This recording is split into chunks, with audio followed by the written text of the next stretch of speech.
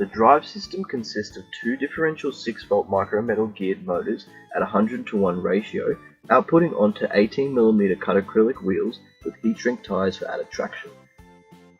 The motors are driven by a single L293D motor controller with dual H-bridge capabilities, additionally with a PWM cycle placed on the enabler to control velocity.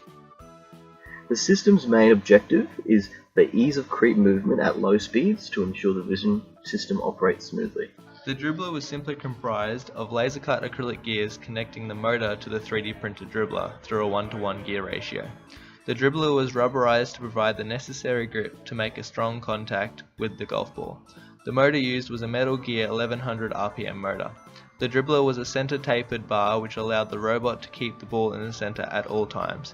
However, there were also struts either side of the ball as a backup if the robot turned too fast. The kicker was similar to that of a real kick and worked very effectively. The robot spun the dribbler in the opposing direction to the ball and pushed the ball in the direction of the goal.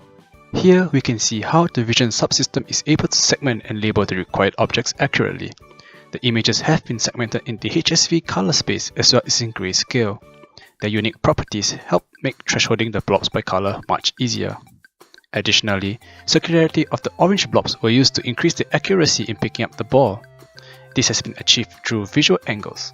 The smaller the perceived object, the further away it is.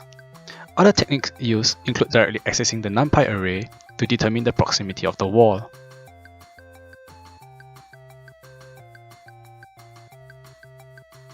In this next clip, we can see how the vision system integrates with the AI system to display the potential field that the robot uses to navigate.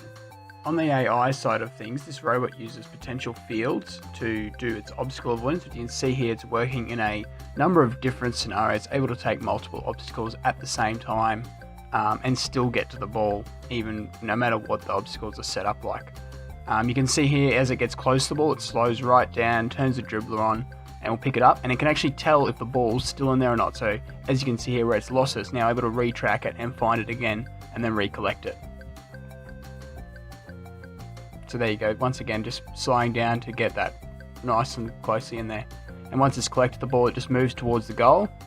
So you would have seen the dribbler is able to spin on the spot. We've got a bit of a kicker function there. It just takes a rack back up and runs at the ball. Right, so on our robot here we've got two switches. This one just powers on the Pi, that turns the main battery on and off, and we've got this switch here to switch between our yellow goal and then neutral, so it'll just do nothing, and then the blue goal.